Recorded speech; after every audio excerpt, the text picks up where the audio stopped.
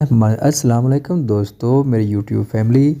اب تمہارے عشق کی روز قسط آپ کو مل رہی ہے، لیکن آپ کا رسپانس بالکل بھی اچھا نہیں ہے۔ کائنڈلی جن لوگوں نے ابھی تک چینل کو سبسکرائب نہیں کیا اس کو سبسکرائب کر لیں، اور ساتھ ہی کمنٹ سیشن میں اپنی آراء سے ضرور آگاہ کیجیے گا تاکہ آپ کو بہتر سے بہتر ناول فراہم کیے جا سکیں۔ تمہارے عشق کی رائٹر ہادیہ مغل۔ آخری قسط پارٹ 2۔ میں نہیں جانتی تم کہاں جا رہے اور کیا کرنے جا رہے، لیکن اگر ایک کھروچ بھی آئی تو میں تمہیں معاف نہیں کروں گی۔ سب وعدے دعوے تمہارے بھول جاؤں گی۔ وہ اطمینان سے کہتی اس کے سینے پر سار رکھتی ہے سار باندھ گئی تھی۔ یزدان کا دائیں والا ہاتھ پہلو میں گرا، اس کے لبوں کی مہر سینے پر محسوس ہوئی۔ تو نہ جانے کیوں دل چاہ اسے شدت سے خود میں سمو لے، لیکن ناراضگی بھی تو قائم رکھنی تھی۔ وعدے اور دعوے کون یاد رکھتا ہے، یہ وقت بتائے گا۔ اس نے تعبیر کو بازوں سے پکڑ کر سیدھا کیا تو گانا اس کے گال کو چھونے لگی، لیکن آج وہ سب بھی نہیں تھی۔ دونوں ایک دوسرے کی آنکھوں میں دیکھتے ایک دوسرے کو مات دینے کے در پر تھے۔ یزدان نے سحر توڑ دیا کیونکہ اسے جانا تھا، اسے اپنے پیاروں کو بچانا تھا۔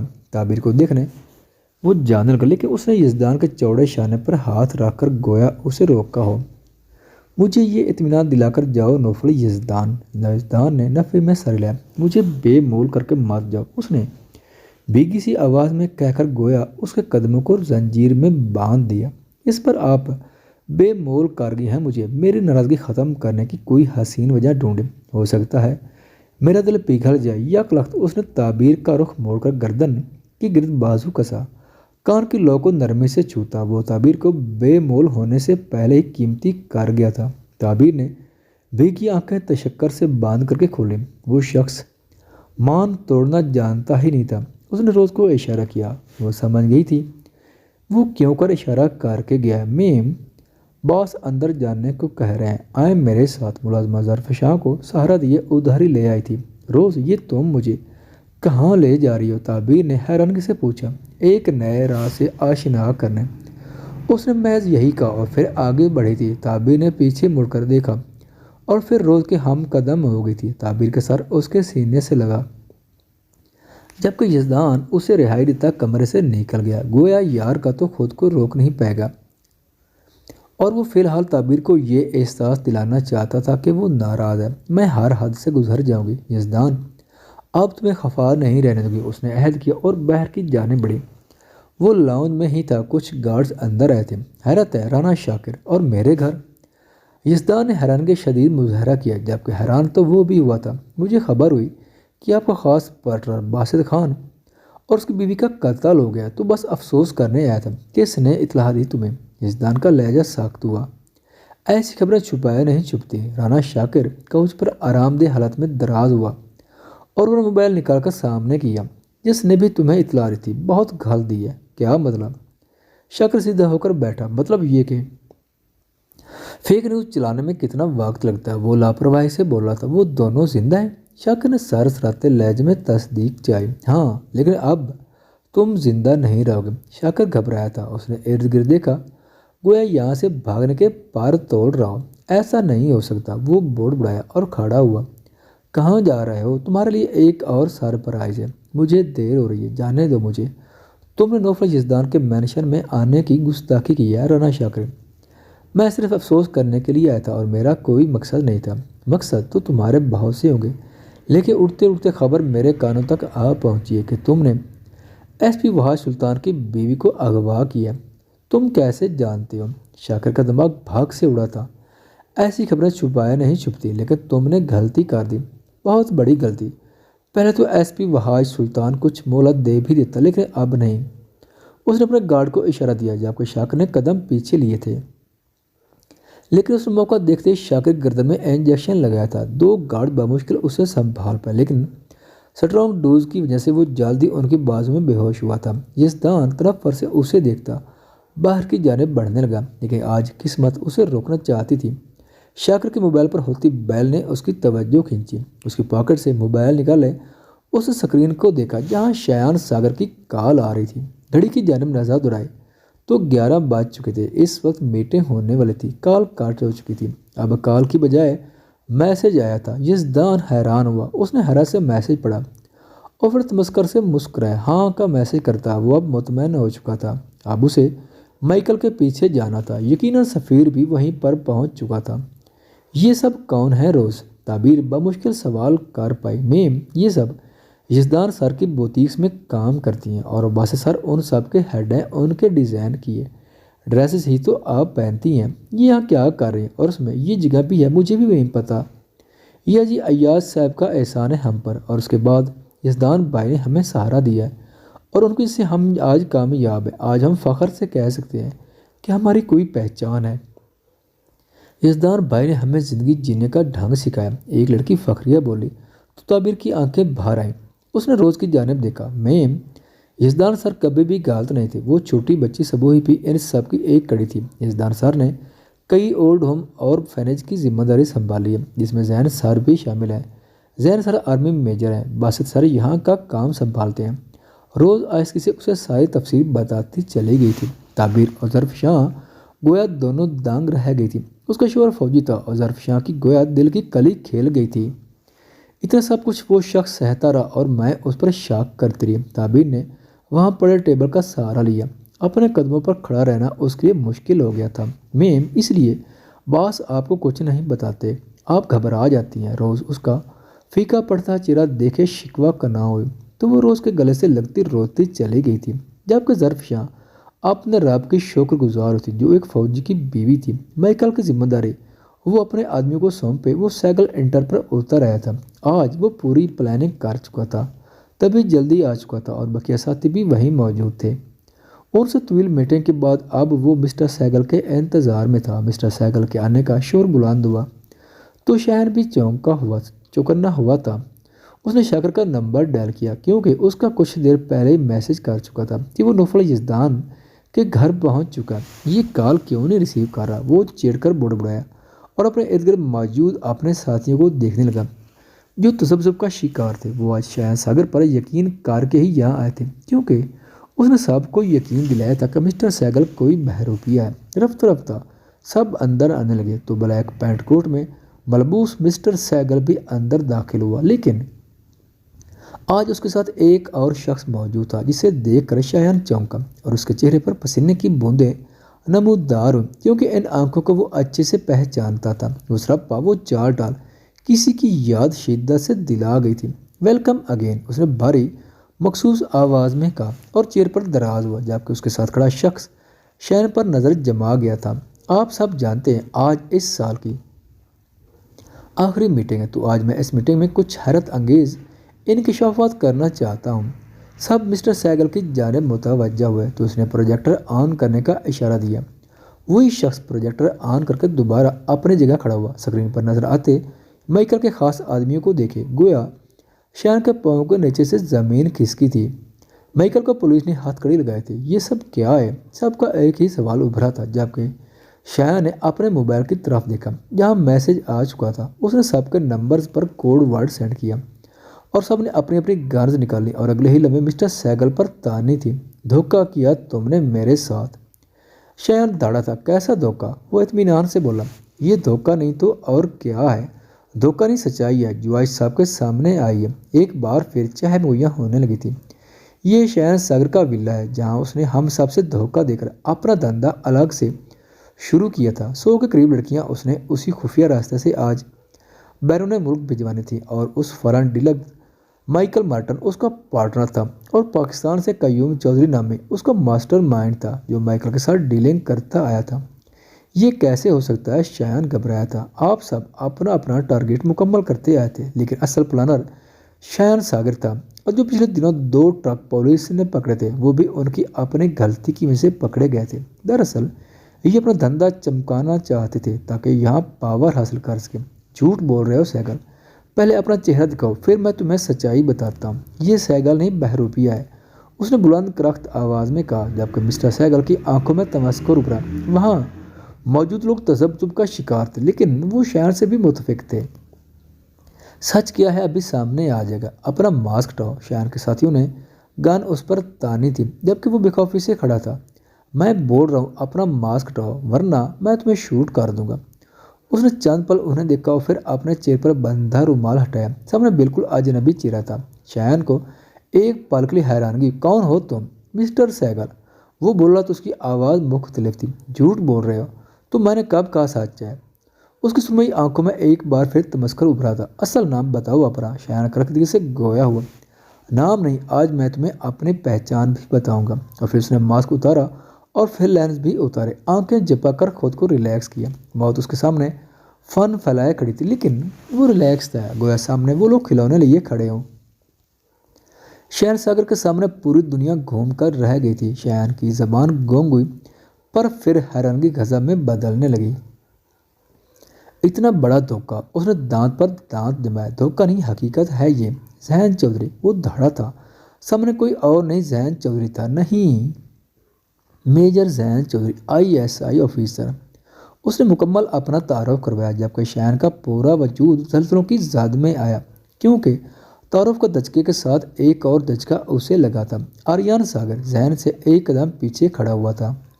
उसने भी अपना मास्क उतार दिया था, बिल्कुल सही सलामत सांसें लेता हुआ वही आर्यन सागर, जो उसका अपना बड़ा सग्गा भाई था, जिसे उसने धर्म सहगल के हवाले किया था। तुम जिंदा हो? उसने बेयकीनी से कहा। हाँ, तुम्हारे सामने हूँ, सही सलामत। मौत से लड़कर अपनी बहनों का, अपने प्यारों का इंतकाम लेने वापस आया।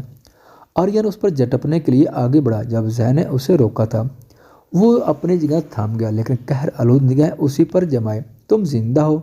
उसने गहरे सांस लिए पूछा, गोया अब भी बेयकीनी हो। झूठे धोखेबाज, तुम दोनों ने मिलकर मुझे धोखा दिया। मैं तुम्हें जिंदा नहीं छोड़ूंगा। शायान गम और गुस्से से पागल होता बोला और गन लोड की।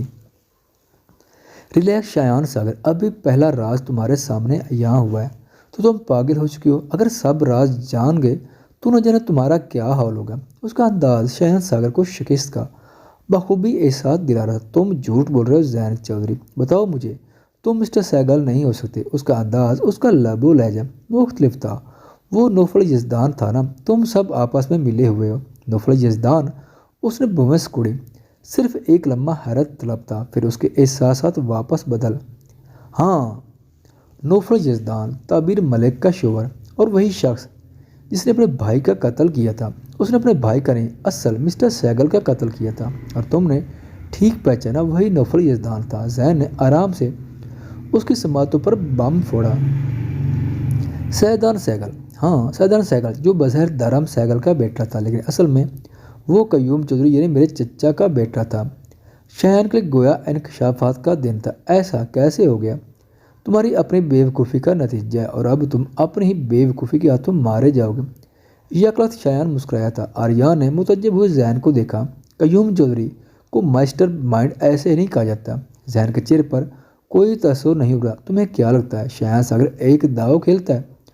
कयूम चौधरी वहाँ मौजूद है जहाँ तुम्हारी सोच भी नहीं जा सकती। इस इंकशाफ पर जहन के माथे पर तफक्कर की लकीरें उभरी थी, जबकि शायान तनफ्फर से मुस्कुराया था।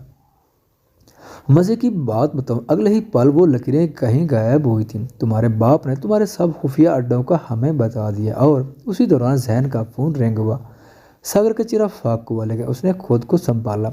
इस वक्त वो मात नहीं खा सकता था। आखिरी फ़ोन कॉल है, सुन लो, क्या पता उसके बाद मोहलत ना मिले।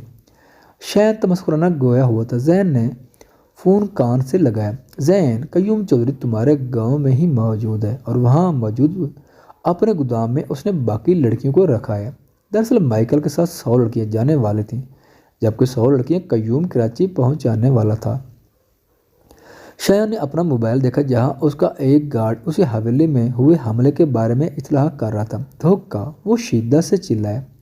इस पर शायान ने गोली चलाई थी, लेकिन जैन ने टेबल के नीचे टांग मारकर शीशा बुलंद किया और रियान का बाजू खींचते नीचे झुका था। गोली शीशे को पाल में चिकना चूर कर गई थी और हाल में भगदड़ मची थी। आर्यन, तुम यहाँ से फौरी निकलो। नहीं जैन, मैं शायान सागर से बदला लिए बगैर नहीं जाऊँगा। ये वक्त इन सब बातों का नहीं है। बहरौती फायरिंग की आवाज़ पर शायान सागर घबराया था। उसे पकड़ो, जाने मात देना, मात देना। वो मुड़कर टेबल की जानिब आया। जब जैन ने चेयर को एक जानिब धकेला, जिसकी वजह से वहाँ मौजूद एक दूसरे से टकराए थे। जैन मौका महल देखे आर्यन का हाथ हमें बाहर निकला। इस दौरान शायान फायरिंग कर चुका था, पर निशाना चूक गया था। जैन, यहाँ से बाहर जानिब हो जाओ। اس جانب خفیہ راستہ ہے۔ آریان نے تائید کی تو وہ اسی جانب بڑھا۔ وہاں راہداری سنسان تھی۔ جب آریان چونکا تھا کیونکہ ذہن ایک دروازہ کھول چکا تھا۔ ذہن تم یزدان کو دھوکہ دے چکے ہو لیکن مجھے مات دینا۔ اس نے محض یہی کہا جب ذہن نے اسے جکڑا تھا۔ یہ دھوکہ نہیں ہے، میں اس جنگ میں اب کسی اور کو برباد ہوتے نہیں دیکھ سکوں گا۔ اس نے آریان کو اندر دھکیلا اور لاک لگاتا باہر بڑھا تھا۔ آریان دروازہ پیٹتا اسے کئی گالیوں سے نواز گیا تھا۔ فائرنگ کے بعد ایک بار پھر بڑھی تھی۔ ہر جانب گویا آتش پھیلنے لگی تھی۔ پورے سنگل انٹرپرائز پر فوج کا حملہ ہو چکا تھا۔ شایان ساگر پوری طرح بخلا چکا تھا۔ اب نہ جانے کسی کونے میں چھپا تھا۔ ملک کے نامور بزنس مین جو اس سب دھندے کا حصہ تھے آج خود سامنے آئے تھے اور پوری دنیا ان کا بھیانک چہرہ دیکھ چکی تھی۔ کچھ موقع پر دم توڑ گئے تھے اور کچھ زیر حراس تھے۔ وہاں آج قیوم چچا کو ابھی کچھ خبر نہیں ہونی چاہیے۔ فکر مت کرو، کچھ نہیں ہوگا، تم یہاں سنبھالو، میں جا رہا ہوں۔ وہاں تیز سے وہاں سے نکلا جبکہ ذہن دوبارہ اندر بڑھا تھا۔ شایان نے دیوار کی اوٹ سے باہر دیکھا اور اپنی گن لوڈ کی لیکن اپنی پشت پر کس کا ہاتھ محسوس ہوا۔ اس نے گن کا رخ موڑا پر سامنے آریان کو دیکھ کر اس کا ہاتھ پہلو میں گرا۔ چلاؤ گولی، روک کیوں گئے؟ آج خود تمہارے سامنے مرنے کو تیار ہوں، بکواس بند کرو اور جانے دو۔ اس نے آریان سے نظر چرائی، جیسے صنم کو مارنے کی کوشش کی ویسے ہی مجھے بھی مار دو شایان ساگر۔ اس نے ایک زوردار تھپڑ شایان کو مارا تھا۔ شایان کی آنکھیں ضبط سے سرخ ہوئی تھیں، جیسے انم کا بے دردی سے قتل کر دیا، میرا بھی کر دو۔ ایک اور تھپڑ اس کے گال پر مارتا وہ چیخا تھا، اتنی سفاکیت، اتنا ظلم کس نے بار دیا تھا تمہیں؟ اس کا گریبان جکڑے وہ ہذیانے ہوئے چیخا، کبھی دل نہیں کانپا، روح نہیں کانپی، بہنیں تھیں صنم اور انم، بھائی تو محافظ ہوتے ہیں، تم کیسے ان کے قاتل بن گئے، درندے بن گئے، ماں کو تکلیف دی، باپ کو اپنے جیسا بنا دیا۔ اس کا گریبان جھنجھوڑے اس نے ایک اور تھپڑ اس کے منہ پر مارا، اسے دور دھکیلا۔ وہ دیوار سے لگتا زمین پر گرا تھا۔ نہ جانے کیوں وہ مقابلہ نہیں کر رہا تھا، شاید جینے کی لگن ختم ہو چکی تھی۔ قاتل، خونی، جواری، کیا کیا نہیں بن گئے تم شایان ساگر۔ محض باور کے لیے پے در پہ اسے مارتا وہ جنونی ہو چکا تھا، جبکہ وہ خاموشی سے بڑے بھائی سے مار کھا رہا تھا کیونکہ اس کا ایک ایک لفظ بجا تھا۔ خالی ہاتھ تھا وہ، محبت، عزت، دولت سب ہار گیا تھا۔ دل تو کرتا ہے تمہیں اپنے ہاتھوں سے اتنی دردناک موت دوں کہ تمہاری روح کانپ جائے، پر میں اپنے ہاتھ گندے نہیں کر سکتا۔ نفرت ہے مجھے تم سے، شدید نفرت۔ شایان ساگر، کاش تم میرے بھائی نہ ہوتے، کاش۔ اس نے جبڑے پر اپنا بھاری ہاتھ مارا۔ آریان ذہن اسے بامشکل قابو کیا جبکہ شایان سخت نگاہ سے زمین پر لیٹا رہ گیا تھا۔ پولیس نے اس کا گریبان پکڑا ہوا تھا، دونوں ہاتھوں میں ہاتھ کڑیاں تھیں، اسے گھسیٹتے ہوئے لے جایا جا رہا تھا لیکن اسے پرواہ نہیں تھی۔ اس کا گریبان چھونے والا زندہ نہیں رہتا۔ آریان اس کے ساتھ ہی تھا۔ پورے شہر میں تازہ ترین خبر شایان ساگر کی گرفتاری کی تھی۔ ملک کے مشہور بزنس مین کا چہرہ عیاں کیا جا رہا تھا جنہوں نے ملک میں غداری کی تھی۔ گویا ہر جانب بھگدڑ مچ گئی تھی لیکن آج وہ شاید زندہ ہی نہیں رہتا۔ پولیس افسر نے اسے جیل میں دھکیلا، وہ زمین پر گرا۔ وہ مغرور زمانہ شخص آج بے بسی کی مثال تھا۔ آج اس کو کسی دوا کی ضرورت نہیں پڑی تھی۔ سب تمہارے اعمال کا نتیجہ ہے شایان ساگر۔ مجھے تم سے اب نفرت نہیں، ترس آ رہا ہے تم پر۔ اس نے نہایت حقارت سے کہا۔ شایان کے صبر کا پیمانہ لبریز ہوا تھا۔ جاؤ یہاں سے، مجھے کسی کی شکل نہیں دیکھنی۔ وہ شدت سے دڑا اور وہاں سب چیزوں کو ہاتھ کڑی لگے ہاتھوں سے تباہ و برباد کرنے لگا۔ آریان سرخ ہوتی آنکھوں سے اسے دیکھتا آفس کی طرف بڑھ گیا تھا۔ وہ چاہ کر بھی یہاں سے جانا نہیں چاہتا۔ جلدی کرو، ہمیں یہاں سے نکلنا ہے۔ پولیس کسی بھی وقت یہاں آتی ہوئی شایان گرفتار ہو چکا ہے۔ قیوم چودھری نے لڑکیوں کو دیکھتے کہا جنہیں قیوم چودھری کراچی لے جا رہا تھا۔ وہاں آج سلطان ایک جانب درختوں کی آڑ میں چھپا تھا، اسے بس ذہن کے آرڈر کا انتظار تھا۔ کچھ ہی دیر میں اس کا انتظار بھی ختم ہوا تھا۔ جب ذہن کی گاڑی فاصلے پر رکی، وہاں کی ساری ذمہ داری آئی جی ایاز سنبھال رہے تھے۔ آریان بھی ان کے ساتھ تھا۔ ذہن، مجھے لگتا ہے شایان نے ابھی تک قیوم چودھری کو اطلاع نہیں دی۔ ایسا نہیں ہو سکتا، کچھ نہ کچھ تو جھول ہے۔ اس کی گرفتاری ہو چکی ہے اور قیوم چچا کو خبر نہ ہو۔ وہ سامنے نظر جمائے بولا، ذہن، لڑکیاں وہ ٹرک میں لوڈ کر چکی ہیں، اب بس ٹرک نکلنے کا انتظار ہے۔ تب ہم ذہن اور واحد دونوں چونکے تھے۔ اپنی گن لوڈ کی وہ اندر بڑھے تھے جب ذہن کی آنکھوں میں حیرت ابھری تھی۔ यकलत फिजा में फायरिंग की आवाज़ गूंजी। सामने ही कयूम चौधरी एक लड़की को यरगमाल बनाए हुए था। तुम्हें क्या लगा मुझे खबर नहीं होगी? जहन चौधरी, चचा लड़की को छोड़ें। वो धाड़ा था। अरे लड़की को एक तरफ करके अपनी बात कर। तुझे क्या लगा मैं समझ नहीं पाऊंगा? मेरे आदमी को मार देगा, मुझे पता नहीं चलेगा कि तू सच्चाई जान गया। उस दिन ही समझ गया था जब तू नौफल यजदान के बारे में बात कर रहा था। लेकिन मैं भी चूहे बिल्ली का खेल खेलना चाहता था, इसलिए आज यहाँ मौजूद हूँ। और उस नौफल यजदान की जान तो मैं अपने हासिल लूँगा। शायद मुझे सब बता चुका है। जहन शहर की जानत का कायल हुआ था, जिसने कम वक्त में भी अपना दाव खेला था। चचा मेरी बात सुने। कुछ नहीं सुना मुझे, अब सुना कहने को कुछ बाकी नहीं है, बस इंतकाम बाकी है जो मैं तुम सबसे लूँगा। उसने वहाज सुल्तान पर नज़र गाड़ेगा और कदम पीछे लिए। चचा रुक जाए, अगर आपने एक कदम भी आगे बढ़ाया तो मैं आपको गोली मार दूंगा।